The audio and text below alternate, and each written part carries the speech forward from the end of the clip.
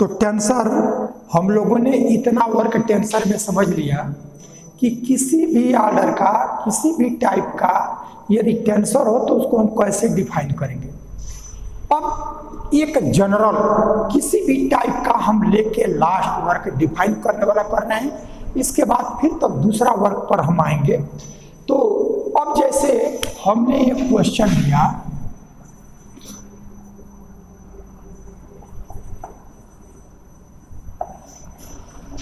Define a tensor of R S type.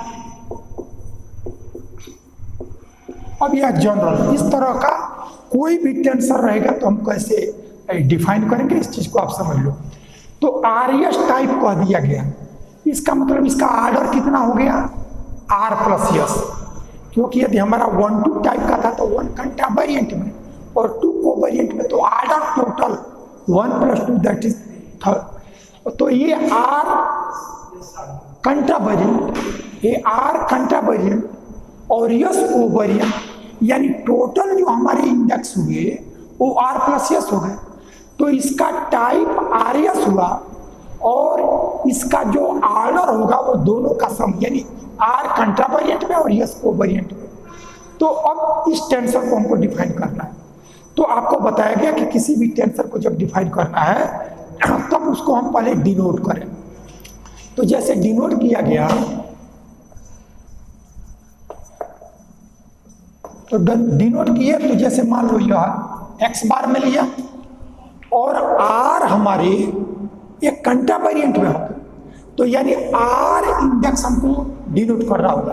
तो हमने क्या किया, सपोज किया कि यह I1 ये पहला इंडेक्स, I1 दूसरा इंडेक्स, I2 तीसरा इंडेक्स, I3 से लेकर के IR। अब ये हमारा इसकी संख्या R हो गई कंटा वेरिएंट में। तो पहला काम नोटेशन में जो हम करते हैं कि जितना कंटा वेरिएंट है उतने इंडेक्स ले लो। तो ये 1, 2 जैसे इसके पहले हम I, J, K ऐसा लेते थे, तो उस तरह से ले तो R हमारा हुआ कि नहीं, ये काउंटिंग का एक प्रॉपर वे नहीं होगा। तो हमने क्या किया, I1 एक इंडेक्स ले लिया, I2 दूसरा इंडेक्स ले लिया, I3 तीसरा लिया और IR ये हमारा आ रहा है। तो अब इससे स्पष्ट हो गया कि R इंडेक्स है। वैसे हमको S को वेरिएंट में चाहिए, तो को वेरिएंट में हमने क्या किया, यह J1 पहला हो गया, J2 J3 से लेकर के JS ऐसा गया। यानी हमने जो यह नोटेशन दिया उस नोटेशन में R कंटा वेरिएंट में और S को वेरिएंट में ऐसा ले लिया।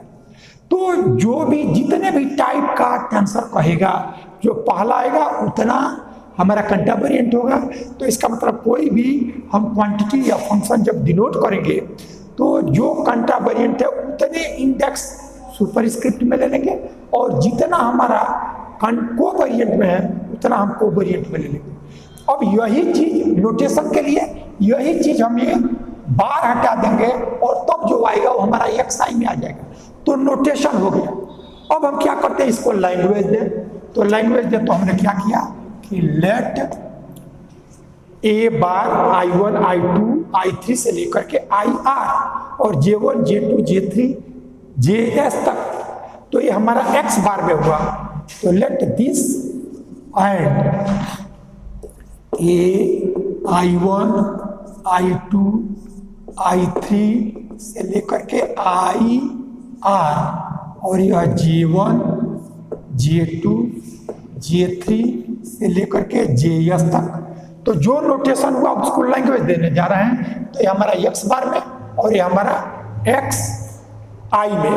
अब देखो हम क्या करते हैं कि इसका फंक्शन लिखते हैं कि जैसे केवल एक इंडेक्स था तो 1 पर n पर पावर 1 इतने फंक्शन हुआ करते थे। जब हमारा AIJ यानी 2 था तो n पर 2, जब हमारा 3 था IJK तो n का क्यूब अभी हमारे total index r plus yes है, इसलिए ये जो टोटल इसके कंपोनेंट होंगे वो n to the power r plus S. तो let this and this are n to the power r plus s functions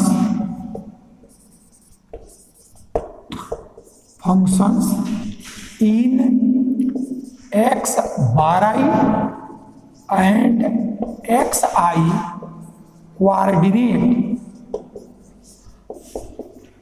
system respectively।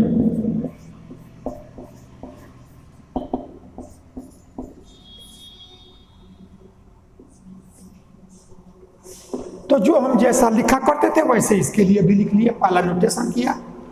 तो यह और ये हमारा एक्स बार में और ये हमारा एक्स आई में, अभी ये फंक्शंस, अब यही हमारा टेंसर हो जाएगा यदि यह ला ऑफ ट्रांसफॉर्मेशन को सेटिस्फाई कर ले। तो A bar I1 I2 I3 up to IR, और यह J1 J2 J3 up to JS and I1 I2 I3 up to IR, और J1 J2 J3 JS are called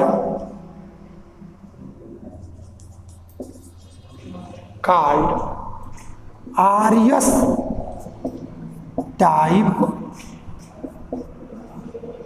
tensor। RS type tensor if its component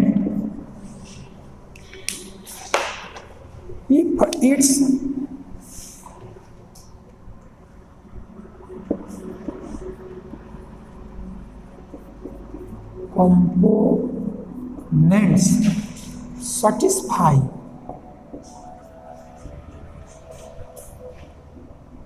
the law of transformation,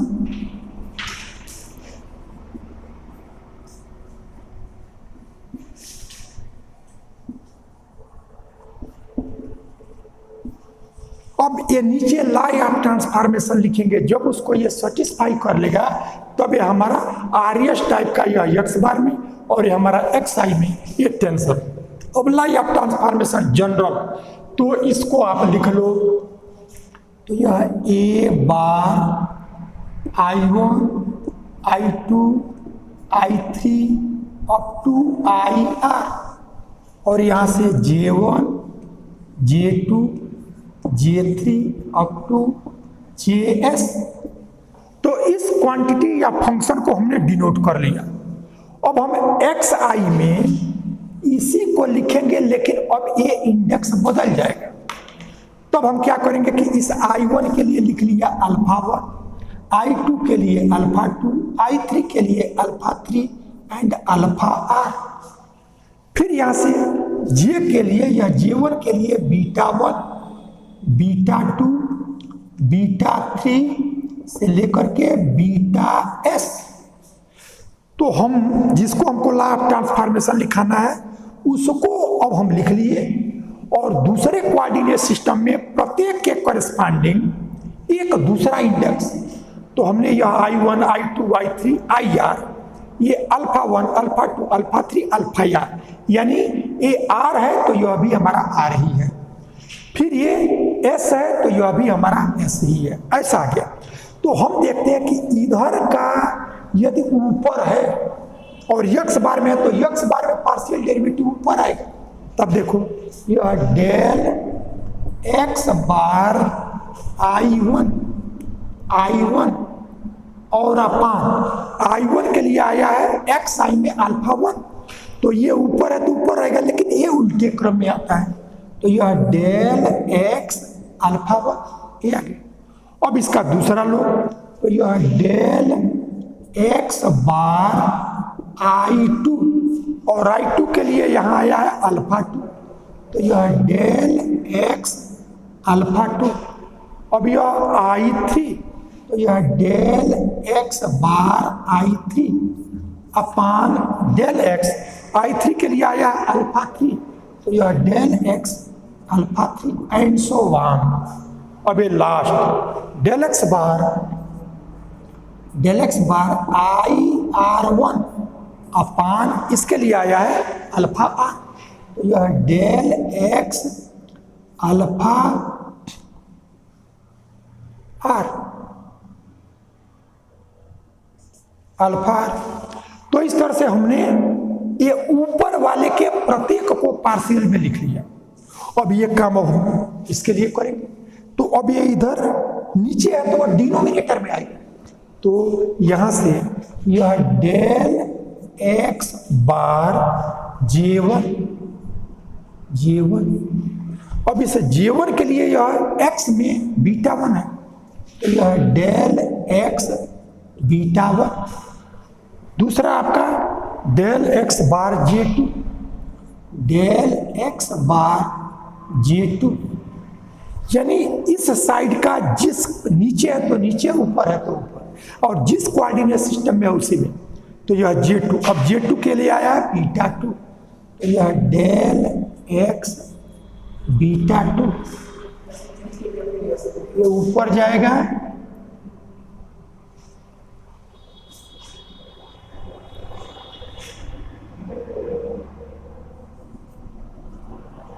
ऐसा। और फिर इसके बाद से del x बार J3, इसके लिए आया है del x beta 3 and so on. अब ये लास्ट टर्म, ये डेल यहाँ x आ जाएगा बीटा s, बीटा s, और यहां से आएगा डेल एक्स बार JS, ये आपका लॉ ट्रांसफॉर्मेशन हो गया। तो इस तरह से अब कोई भी किसी भी टाइप का टेंसर, तो देखो जब तक उसका ऑर्डर 2 तक ही रहेगा तब तक हमको टाइप की जरूरत नहीं पड़ती। जैसे यदि फर्स्ट ऑर्डर कंटेम्परेंट का, तो कंटेम्परेंट फर्स्ट ऑर्डर तो ऊपर एक इंडेक्स चला जाएगा, कोवेरिएंट फर्स्ट ऑर्डर का है तो एक नीचे आ जाएगा, और यदि सेकेंड ऑर्डर कंटेम्परेंट का है तो भी हो जाएगा, सेकेंड ऑर्डर कोवेरिएंट का है तो भी हो जाएगा, और मिक्स्ड कहेगा और सेकेंड ऑर्डर ही रहेगा तो 2 ही है, तो और मिक्स्ड है तो एक कंटेम्परेंट है कोवेरिएंट। लेकिन जब 2 से अधिक होगा तब वो टाइप के फॉर्म में आएगा, क्योंकि यदि थर्ड ऑर्डर हो जाए तो थर्ड ऑर्डर के कई ऑप्शन हो गए, इस पर डिस्कस पहले किया जा चुका है, तब तो उसको टाइप करके वो पूछेगा। तो इस तरह से हमने जो भी जिस टाइप का भी टेंसर को डिफाइन करने को कहे, तो हम क्या करते हैं कि 2 कोऑर्डिनेट सिस्टम में जितना उसका कंटेम्परेंट रहे, जितना उसका कोवेरिएंट रहे, उसको डिनोट करो और वही टेंसर कहलाएगा यदि ये लॉ ऑफ ट्रांसफॉर्मेशन को सेटिस्फाई कर ले। और लॉ ऑफ ट्रांसफॉर्मेशन कैसे लिखेंगे ये तरीका आपको मालूम हो गया। तो इस तरह से आपको एक टेक्निक बताई गई और उससे किसी भी ऑर्डर का टेंसर यदि आपको डिफाइन करना हो तो एक लैंग्वेज, एक प्रोसीजर, इससे सारा वर्क आप कर सकोगे। उसके लिए अलग अलग आपको डिफिनीशन, अलग अलग प्रोसीजर को नहीं समझना है, तो एक वर्क से ये सब कुछ आ जाएगा।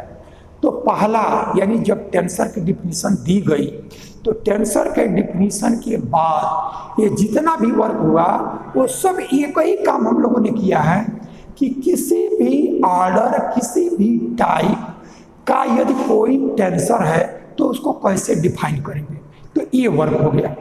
ऐसे ही अब इसका जो नेक्स्ट वर्क आएगा दूसरे टाइप का क्वेश्चन, अब डिफाइन करने वाला काम हो गया। अब हम क्या करेंगे कि जैसे टेंसर जो होता है वो भी ग्रुप प्रॉपर्टी या उसी को ट्रांजिटिव प्रॉपर्टी भी हम टेंसर में कहते हैं। तो ग्रुप प्रॉपर्टी या अलजेब्रा वाला ग्रुप प्रॉपर्टी नहीं है, ये आपका ट्रांजिटिव प्रॉपर्टी है। अभी उसको करने के लिए क्या करेंगे ये हम आपको बताने जा रहे हैं। तो इसमें ग्रुप प्रॉपर्टी आपको ये पूछा जा सकता है कि कंट्रावेरिएंट वेक्टर, जब वेक्टर आ जाए इसका मतलब फर्स्ट ऑर्डर का टेंसर, तो कंट्रावेरिएंट वेक्टर ये आपका ग्रुप प्रॉपर्टी प्रॉपर्टी को सेटिस्फाई करेगा, इसको आप प्रूव कीजिए। कोवेरिएंट वेक्टर, ये आपका ग्रुप प्रॉपर्टी को सेटिस्फाई करेगा, ये आप प्रूव कीजिए। और ऐसे ही सेकेंड ऑर्डर का कंट्रावेरिएंट, सेकेंड ऑर्डर का कोवेरिएंट, मिक्स्ड ऑर्डर का सेकेंड ऑर्डर का टेंसर, एक ग्रुप प्रॉपर्टी को सेटिस्फाई करेगा। वैसे थर्ड ऑर्डर का किसी भी टाइप का टेंसर हो, जब ये कहा जाए कि वो ग्रुप प्रॉपर्टी को सेटिस्फाई करेगा, तो कंट्रावेरिएंट का अलग, कोवेरिएंट का अलग, फर्स्ट ऑर्डर का अलग, सेकेंड ऑर्डर का अलग, मिक्स्ड का अलग, ऐसे नहीं समझना है। हमको एक प्रोसीजर समझना है, उससे किसी भी ऑर्डर का टेंसर है और यदि उससे कहा जाए कि ये ग्रुप प्रॉपर्टी को सेटिस्फाई करेगा, तो उसके लिए क्या प्रोसीजर अडॉप्ट करेंगे, एक दो आपको बताएंगे। उस तरह से आप किसी भी ऑर्डर का यदि टेंसर को ग्रुप प्रॉपर्टी को कहेगा, तो आप उसी मेथड से आप सबको कर सकेंगे। तो उस वर्क के लिए हम आगे आपको एक प्रॉब्लम से बता रहे हैं। चलिए देखिए, अब अलग टाइप का, दूसरे टाइप का ये क्वेश्चन आपको हम बताने जा रहे हैं। अब वर्क एक के लिए किया जा रहा है, लेकिन ये प्रोसीजर किसी भी ऑर्डर के टेंसर के लिए, किसी भी टाइप के टेंसर के लिए आप इसका यूज कर सकते हैं। कॉन्सेप्ट को देखिए कहा क्या जा रहा है। The equations of transformation of components of a contravariant vector. तो जो वेक्टर आ जाए, इसका मतलब फर्स्ट ऑर्डर का टेंसर। तो यानी कंट्रावेरिएंट कोई वेक्टर है, यानी फर्स्ट ऑर्डर का कंट्रावेरिएंट कोई टेंसर है, तो वह ग्रुप प्रॉपर्टी को सेटिस्फाई करेगा, ऐसा हमको दिखाना है। तो पहली बात तो आप अपने ध्यान से इस बात को हटा दें कि ये ग्रुप प्रॉपर्टी अलजेब्रा वाला कि हमारा क्लोजर, एसोसिएटिव, आइडेंटिटी, इनवर्स, ऐसा नहीं है। इसी को ग्रुप प्रॉपर्टी या उसी को ट्रांजिटिव प्रॉपर्टी भी कहते हैं। तो ट्रांजिटिव प्रॉपर्टी या उसी को टेंसर में ग्रुप प्रॉपर्टी कहते हैं। तो इसका क्या मीनिंग है? तो अब देखो, इसको भी जब हमको करना होगा तो इसके 2-3 स्टेप हैं। किसी भी ऑर्डर का टेंसर होगा, उसके लिए क्या करोगे? तो पहला काम कि जिस ऑर्डर के टेंसर को वो कहे कि वो ग्रुप प्रॉपर्टी को सेटिस्फाई करेगा, जिस ऑर्डर का भी, यहाँ आपका कंट्रावेरिएंट फर्स्ट ऑर्डर कहा गया है, तो जिसका कहे तो वो टेंसर है, वो टेंसर दे दिया कि कंट्रावेरिएंट फर्स्ट ऑर्डर का टेंसर ग्रुप प्रॉपर्टी को सेटिस्फाई करेगा। तो जिस ऑर्डर का भी टेंसर को कहे कि वो ग्रुप प्रॉपर्टी को सेटिस्फाई कर रहा है, तो पहला काम ये करना है कि उस ऑर्डर का टेंसर का वो लॉ ऑफ ट्रांसफॉर्मेशन लिख लो, क्योंकि जब तक वो लॉ ऑफ ट्रांसफॉर्मेशन को सेटिस्फाई नहीं करेगा तब तक वो टेंसर नहीं होगा। तो जब टेंसर को दिया, इसका मतलब वो लॉ ऑफ ट्रांसफॉर्मेशन को सेटिस्फाई कर चुका है। तो अब हम क्या करेंगे कि ये कहा जा रहा है कंट्रावेरिएंट वेक्टर। तो कंट्रावेरिएंट का मतलब इंडेक्स ऊपर, और वेक्टर है, इसका मतलब फर्स्ट ऑर्डर। तो अब हम क्या करेंगे कि फर्स्ट ऑर्डर का कंट्रावेरिएंट वेक्टर को हम लॉ ऑफ ट्रांसफॉर्मेशन लिखें। तो लॉ ऑफ ट्रांसफॉर्मेशन के लिए हमको 2 कोऑर्डिनेट सिस्टम चाहिए। तो let A bar I and A I are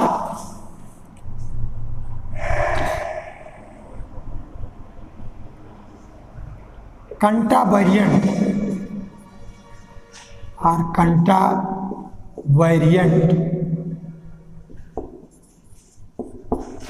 vector in x bar I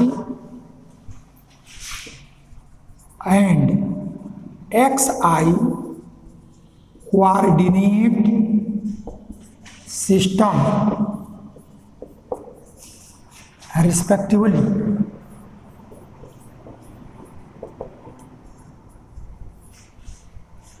Whose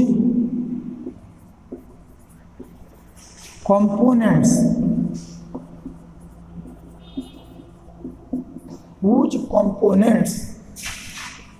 obey the law of transformation.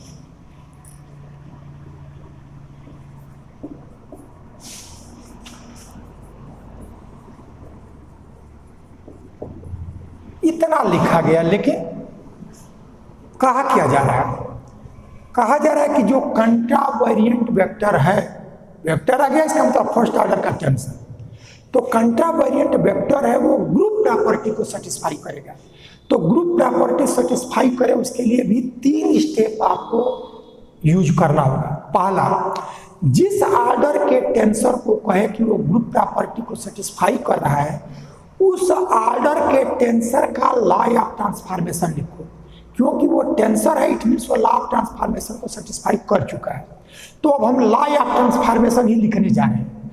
तो लॉ ऑफ ट्रांसफॉर्मेशन लिखने के लिए उसको 2 कोऑर्डिनेट सिस्टम में लेना पड़ेगा, और क्वांटिटी या फंक्शन अब यहाँ नहीं कहना है, क्योंकि वो टेंसर हो चुका है। ये कहा जा रहा है कि कंट्रावेरिएंट वेक्टर या कंट्रावेरिएंट फर्स्ट ऑर्डर का टेंसर, ये टेंसर हो चुका है, तब हमको यहाँ सिर्फ दिखाना है कि वो ग्रुप प्रॉपर्टी को सेटिस्फाई करे। तो उसी के लिए क्या किया गया कि कंट्रावेरिएंट टेंसर ऑफ फर्स्ट ऑर्डर, तो हमने एक कंट्रावेरिएंट है तो ऊपर, और फर्स्ट है तो एक इंडेक्स ले लिया, एक एक्स बार में और एक एक्स आई में, तो वही लिखा कि let A bar I and A I are contravariant vector. सब यहाँ फंक्शन नहीं कहना है, क्योंकि वो वेक्टर हो चुका है, वो तो ग्रुप प्रॉपर्टी को हमको यहाँ दिखाना है। तो जिस ऑर्डर के भी टेंसर को ग्रुप प्रॉपर्टी कहे, वो नोटेशन को हम लिखेंगे कि वो टेंसर है in X bar I and X I coordinate system respective. यह टेंसर है या वेक्टर है फर्स्ट ऑर्डर, वेक्टर है या टेंसर है फर्स्ट ऑर्डर का एक्स बार कोऑर्डिनेट सिस्टम में, और यह एक्स आई कोऑर्डिनेट सिस्टम में। 2 में क्यों लिखा गया? क्योंकि हमको पहला वर्क इसमें दिखाना है कि वो लॉ ऑफ ट्रांसफॉर्मेशन को सेटिस्फाई कर चुका है, तो वो हम लॉ ऑफ ट्रांसफॉर्मेशन लिखेंगे। तो whose components obey the law of transformation, चूंकि ये टेंसर है इसलिए लॉ ऑफ ट्रांसफॉर्मेशन को सेटिस्फाई करेगा। तो अब लॉ ऑफ ट्रांसफॉर्मेशन लिख लो, तो यह ए बार आई जो है उसको लिखा, और आई को छोड़ के दूसरा कुछ लिख लो, तो यह अल्फा, यह डेल एक्स बार आई अपान डेल एक्स अल्फा, ये हमने लॉ ऑफ ट्रांसफॉर्मेशन लिख लिया।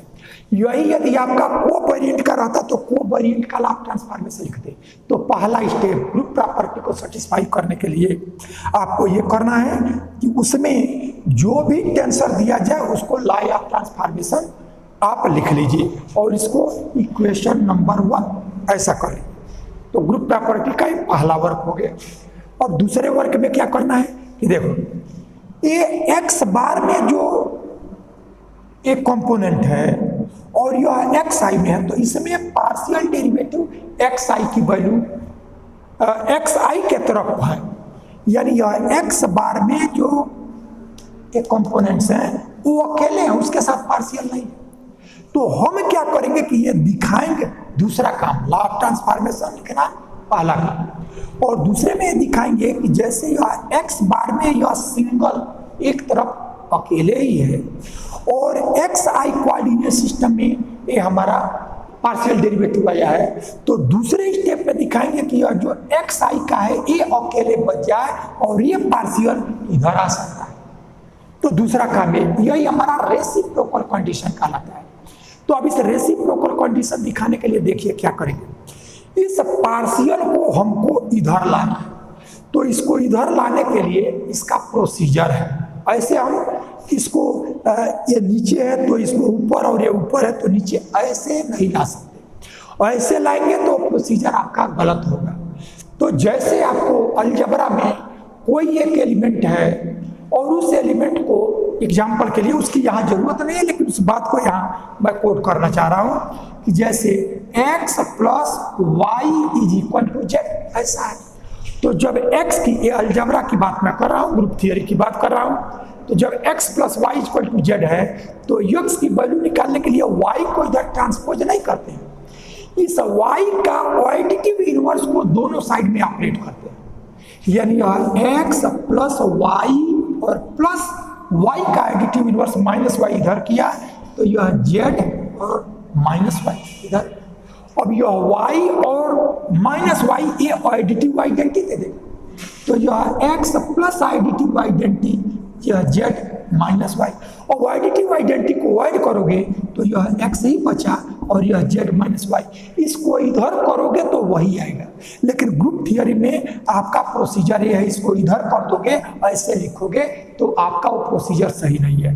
वैसे ही हम यहाँ, अब इसका एक एग्जाम्पल हमने दिया कि इसको डायरेक्ट नहीं करते हैं, उसमें एडिटिव इनवर्स से ऑपरेट करते हैं, वो प्रोसीजर है।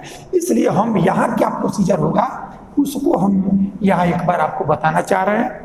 और ये प्रोसीजर आप law of transformation group property के लिए पहला वर्ग जिस आर्डर के बिग टेंसर का पूछे तो वो आपने लिख लिया। अब यह लिखने के बाद दूसरा रेसिप्रोकल कंडीशन, यानी एक्स बार कोऑर्डिनेट सिस्टम का ये कंपोनेंट सिंगल में है तो हमारा जो एक्स आई का है वह सिंगल में बच जाए। तो अब इसको इधर लाना है तो इसको लाने का एक प्रोसीजर है, वो प्रोसीजर क्या है उसको आप समझ लें। और इसका टेंसर में आगे बहुत यूज होता है, इसलिए इसका प्रोसीजर समझो। देखो जब लॉ ऑफ ट्रांसफॉर्मेशन लिखोगे तो इसके बदले जो इंडेक्स आता है वो डमी होता है, क्योंकि जो ये ऊपर आएगा पार्शियल में वही नीचे आएगा। तब आप क्या कर लो कि जब लॉ ऑफ ट्रांसफॉर्मेशन लिखो तो जब पार्शियल को हटाना है तो देखो कि पार्शियल में डमी इंडेक्स क्या है, तो ये आपका अल्फा ही डमी है, यानी जो आपका सुपर स्क्रिप्ट और सब स्क्रिप्ट दोनों में रहता है, यानी ये यहाँ तुम्हारा ये डिनोमिनेटर में है और ये सुपर स्क्रिप्ट में है, तब हम ये कहते हैं कि हमारा डमी इंडेक्स है। तो इसमें जो डमी इंडेक्स है उसको छोड़ दो, यानी इसको हटाने का जो प्रोसीजर वो बताने जा रहा है, किसी बुक में नहीं लिखा मिलेगा आपको, लेकिन यही तरीका है, ये करोगे तभी वो प्रोसीजर सही होगा। तो ये आपका जो डमी है उसको छोड़ दो और जो फ्री बचा तो फ्री आपका डेल एक्स बार आई है, तो जो फ्री बचा उसी को तुम यदि वो न्यूमरेटर में है तो डिनोमिनेटर में लिखो और डिनोमिनेटर में है तो न्यूमरेटर, यानी डेल एक्स बार आई अलग से समझने के लिए डेल एक्स बार आई। अब हम यहाँ इसको न्यूमरेटर में है तो डिनोमिनेटर में कर लिया। अब यह एक्स बार आई में आया तो यह डेल एक्स, और इसमें जो इंडेक्स यहाँ है उसको छोड़ करके यहाँ कोई एक इंडेक्स लिख सकते हो। अब ऐसा नहीं सोचना कि आप तो ऐसा लिख रहे हैं बुक में ये लिखा है, तो जब हम ऐसा लिख रहे हैं बुक में ये लिखा है, जब तक एक कॉन्सेप्ट दिमाग में रहेगा तब तक टेंसर समझ में नहीं आएगा।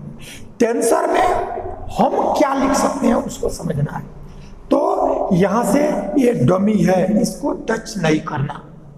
जो आपका फ्री इंडेक्स है यदि न्यूमरेटर है तो उसको डिनोमिनेटर कर लेना, और जो दो कोऑर्डिनेट सिस्टम है एक एक्स बार आई और एक एक्स आई, तो एक्स बार आ चुका है, अब यहाँ एक्स आई का ही आएगा। तो जो इंडेक्स अब तक नहीं आए हैं उसको तुम लिख सकते हो।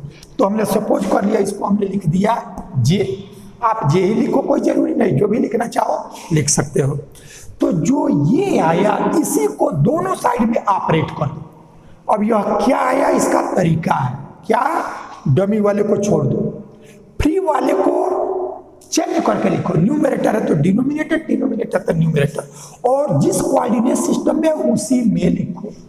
तो जो प्लेस आपका बचा, जैसे ये न्यूमरेटर है तो डिनोमिनेटर में आ गया, तो अब यहाँ न्यूमरेटर का प्लेस बचा हुआ है, तब उसको जिस कोऑर्डिनेट सिस्टम में ए आ गया तो जो दूसरा कोऑर्डिनेट सिस्टम है उसमें जो इंडेक्स अब तक नहीं आए हैं उसको कुछ भी लिख सकते हो। अब इससे दोनों साइड में ऑपरेट करो। अब यहां से लिखो operating by del x J upon del x bar आई,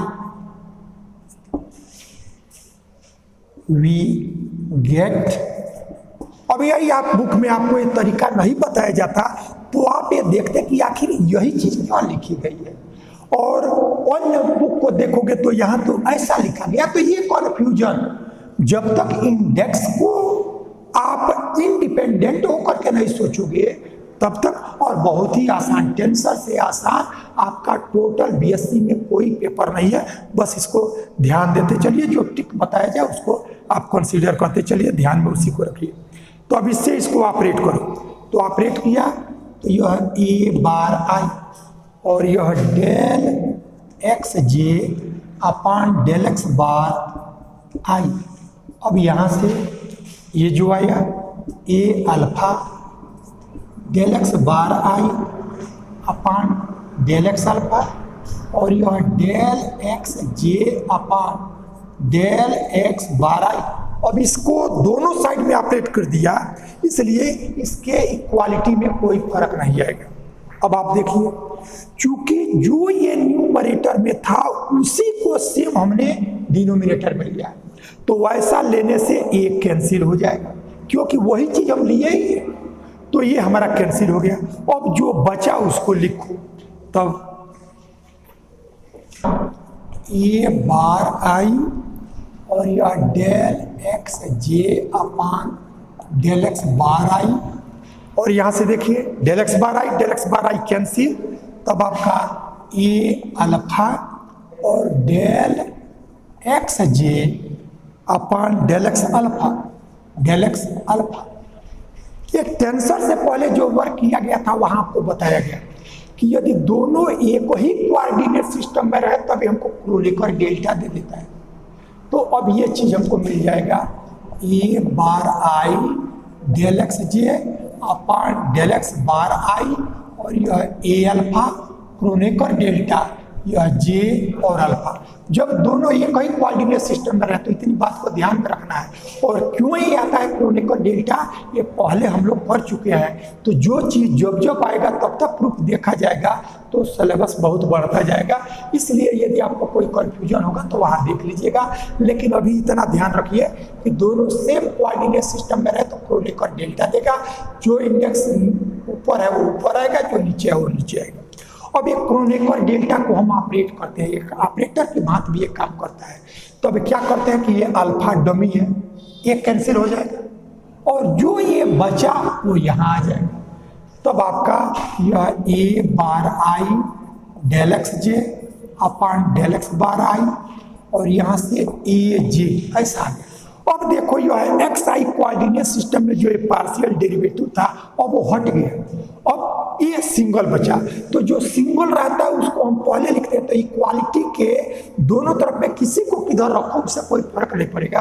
तो इसी को हम लिखेंगे ए जे और यहाँ से ए बार आई और यह del x J upon del x bar I. अब देखें कि जो हमारा ये नया वर्क आया उसमें एक्स आई अब अकेले हो गया, यहाँ एक्स बार आई हमारा सिंगल था, यहाँ हमारा एक्स आई का जो कंपोनेंट है वो हमारा सिंगल आया। तो देखें कि क्या ये लॉ ऑफ ट्रांसफॉर्मेशन से सही है। तो लॉ ऑफ ट्रांसफॉर्मेशन में देखो एक्स आई में ये है तो एक्स बार में यह हो। अब जो ये इंडेक्स है उसको छोड़ करके यहाँ हम कुछ भी लिख सकते हैं, तो यह जे है तो इसको छोड़ करके हमने आई लिख दिया। अब पार्शियल डेरिवेटिव लिखते हैं तो ये एक्स आई में है और ये ऊपर है तो डेल एक्स जे ऊपर, और ये हमारा डोमी में हो जाता है। तो यह एक्स बार आई है तो यह एक्स बार आई, इसका मतलब लॉ ऑफ ट्रांसफॉर्मेशन से सही है। और तब हमने क्या देखा, ये टोटल में पहला स्टेप हमने जिस टेंसर को ग्रुप प्रॉपर्टी पूछा उसका लॉ ऑफ ट्रांसफॉर्मेशन लिखा। दूसरा, जो हमारा कोऑर्डिनेट सिस्टम के साथ पार्शियल है उधर से पार्शियल को हटा करके उसको सिंगल करो, वो रेसिप्रोकल कंडीशन होता है। कैसे हटाएंगे प्रोसीजर आपको बता दिया।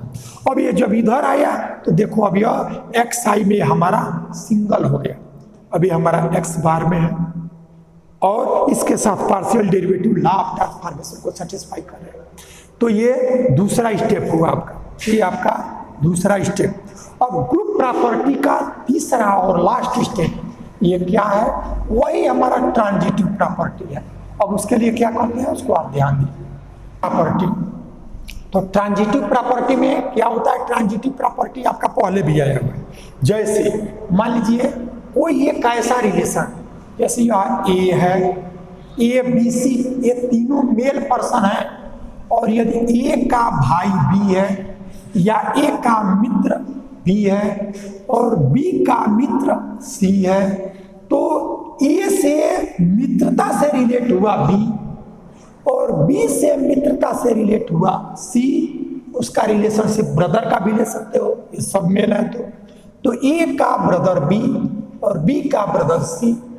तो जिस रिलेशन से ए से बी रिलेट है उसी रिलेशन से यदि सी बी से रिलेट हो तब हम दिखा दें कि वही रिलेशन से ए से सी रिलेट हो जाएगा, वही हमारा ट्रांजिटिव प्रॉपर्टी है।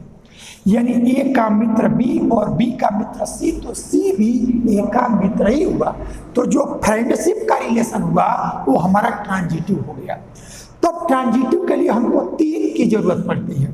तब हम क्या करेंगे कि जो लॉ ऑफ ट्रांसफॉर्मेशन है वो ट्रांजिटिव होगा, ऐसा हमको दिखाना रहेगा।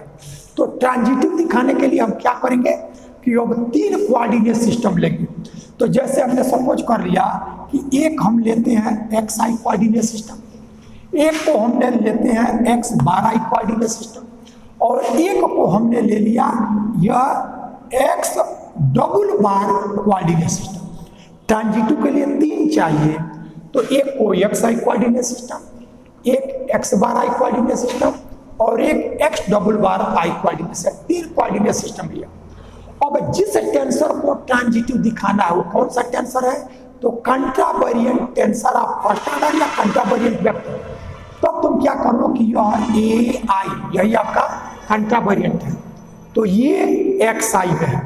और तुम क्या कर लो कि ए आई का लॉ ऑफ ट्रांसफॉर्मेशन लिखो इस एक्स बार आई के साथ, और इस एक्स बार आई के साथ लॉ ऑफ ट्रांसफॉर्मेशन लिखो इस एक्स डबल बार आई के साथ।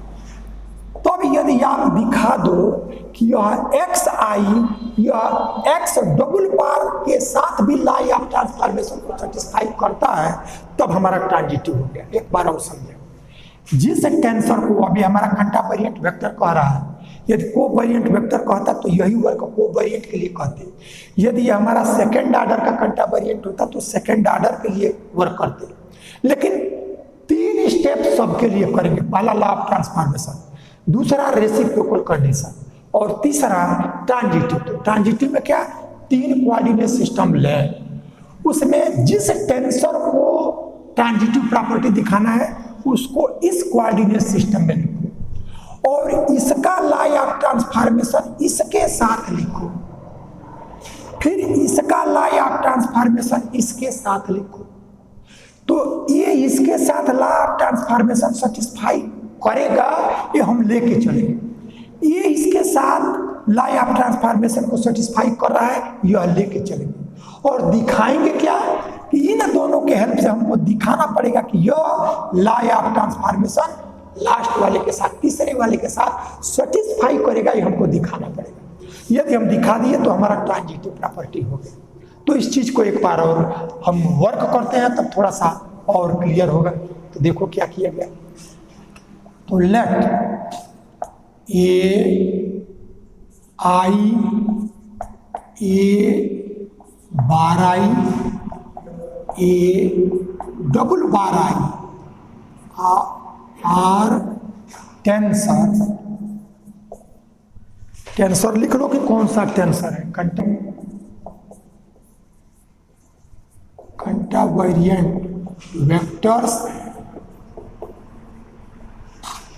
इन X I X bar I X double bar I coordinate system, coordinate system respectively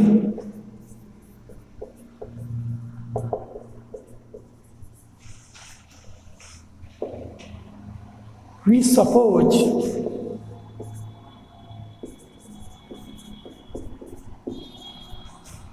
that A bar I AI satisfy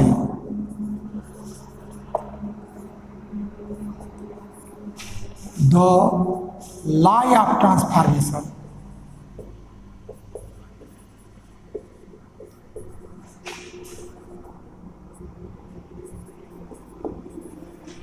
from xi to x bar I coordinate system।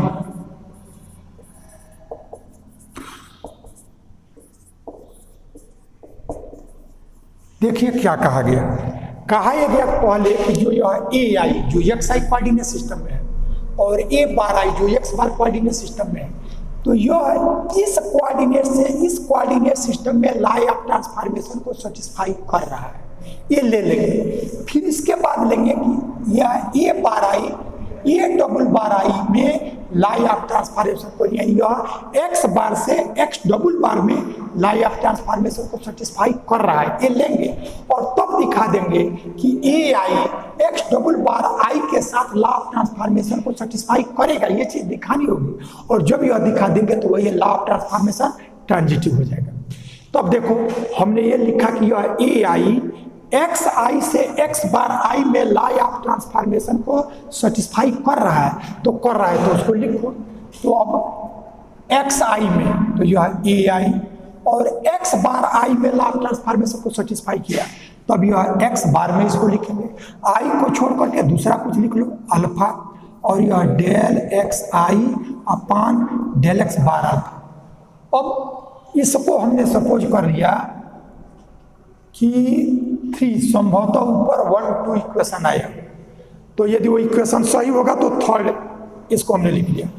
अब यही work करेंगे कि यह ए जो है ए bar आई वो एक्स बार आई से x double bar आई में लॉ ऑफ ट्रांसफॉर्मेशन को सेटिस्फाई कर रहा है।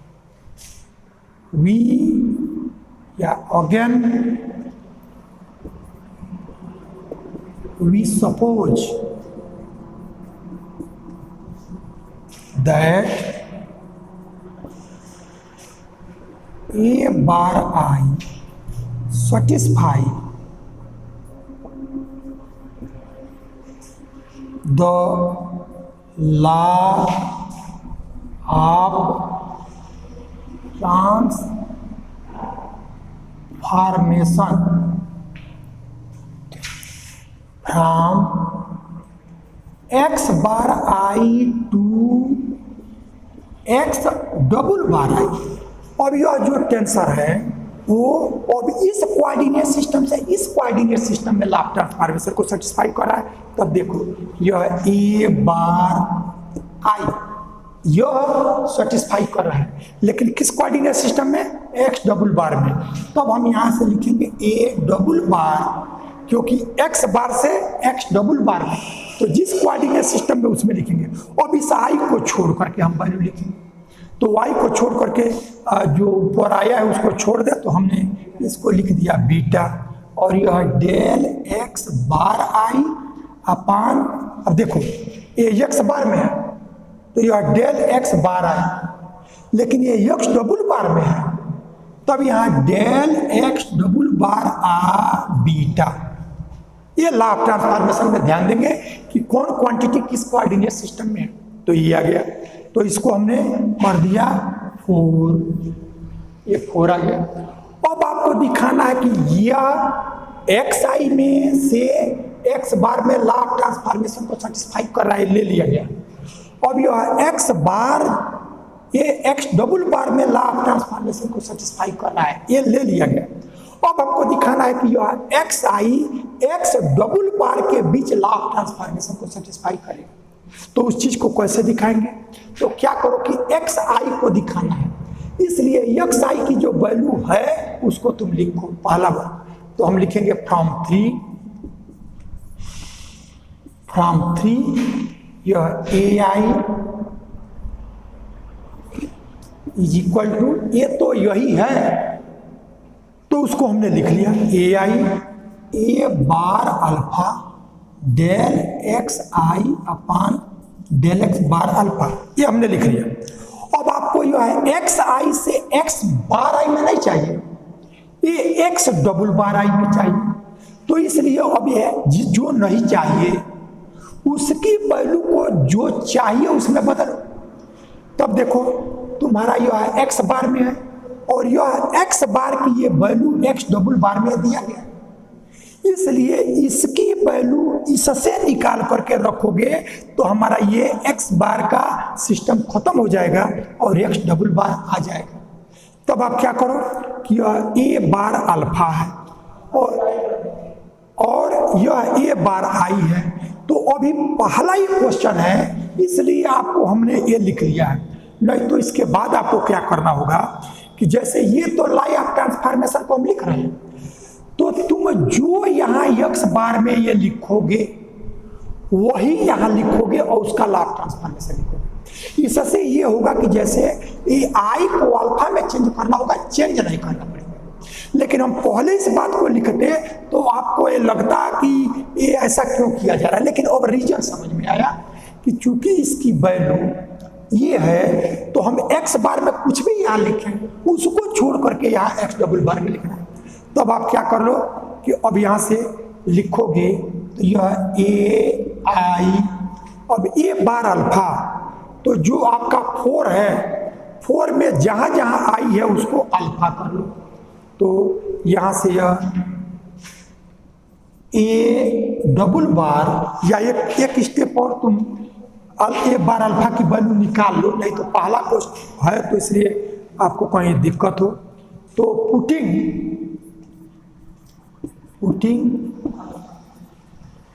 आई is equal to alpha in equation 4, equation 4 में लिखो। तो जब कोई नया इंडेक्स रिप्लेस करते हैं तो देखते हैं कि फ्री को कर रहे हैं कि डमी को, तो डमी को करते हैं तो जिसमें जिसमें डमी है केवल उसी में बदल लेते हैं, लेकिन फ्री करना होगा तो जहाँ जहाँ होगा तो आई हमारा फ्री है, डमी नहीं है। तो A bar alpha is equal to A double bar beta और del x bar alpha upon del X double bar beta. अब यह ए बार आई की जगह अल्फा कर लिया, ये वैल्यू निकल आए। तो जब निकल आया तो इसकी जो ये वैल्यू है वो यहाँ रख दें। तो ये 4 लिया गया है, इसको आप 5 मान लो, 5 मान लिया। तो putting the value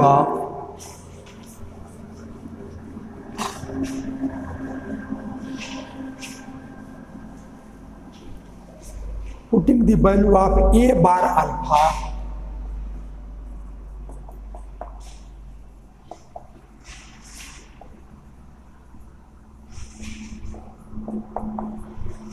in equation 5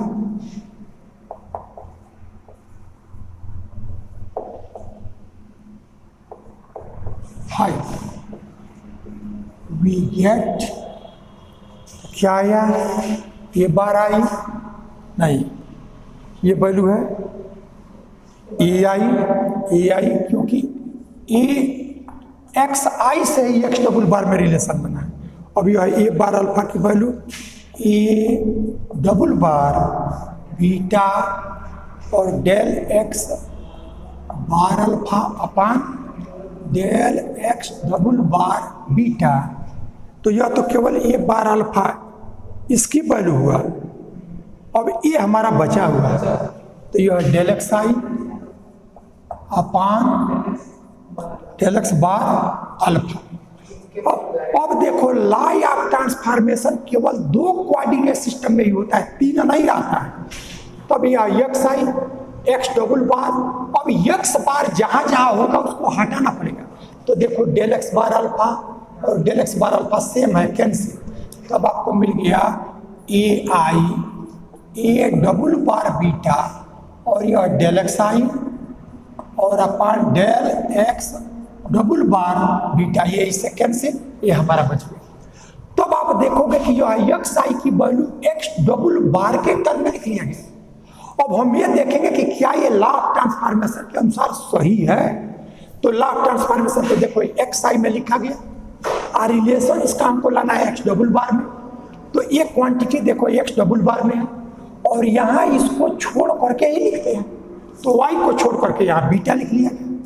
अब यह एक्स आई में है तो देखो यह एक्स आई में ये ऊपर है तो ऊपर ही आएगा, और यह एक्स डबल बार में है तो यह del X double bar beta, एक डमी हो गया। इसका मतलब ये लॉ ऑफ ट्रांसफॉर्मेशन के अनुसार सही है। तो हमने किया क्या कि एक्स आई का एक्स बार में लॉ ऑफ ट्रांसफॉर्मेशन लिखा, ये प्रूफ नहीं करना है। एक्स आई का एक्स बार में लॉ ऑफ ट्रांसफॉर्मेशन लिखा और एक्स बार का एक्स डबल बार में लॉ ऑफ ट्रांसफॉर्मेशन लिखा और तब दिखा दिया कि यह एक्स आई का एक्स डबल बार में लॉ ऑफ ट्रांसफॉर्मेशन हो गया, ये प्रूव कर दिया गया। इसका मतलब यही हमारा जो लॉ ऑफ ट्रांसफॉर्मेशन है वो ट्रांजिटिव प्रॉपर्टी को सेटिस्फाई कर लिया। तो जब ये तीनों स्टेप हो जाएगा तब हम कहेंगे कि यह जो टेंसर है वो ग्रुप प्रॉपर्टी को सेटिस्फाई कर।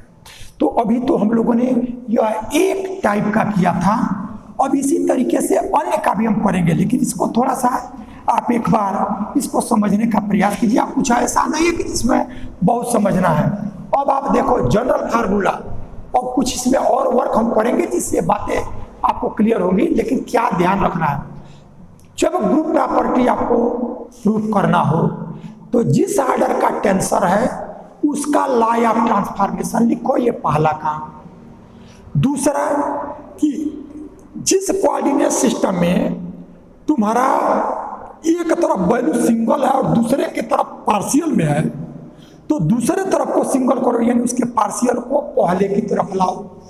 रेसिप्रोकल कंडीशन वो आपको कैसे करते हैं वो आपको बताया गया, आगे अभी कुछ और वर्क करेंगे, उससे वो बातें और क्लियर हो जाएंगी। और तीसरा, जो भी टेंसर है उसका लॉ ऑफ ट्रांसफॉर्मेशन एक्स आई से एक्स बार में लिखो, और उसी का लॉ ऑफ ट्रांसफॉर्मेशन का एक्स बार से एक्स डबल बार में लिखो, और तब दिखा दो कि उन दोनों के हेल्प से एक्स आई और एक्स डबल बार के बीच लॉ ऑफ ट्रांसफॉर्मेशन सेटिस्फाई हो रहा है।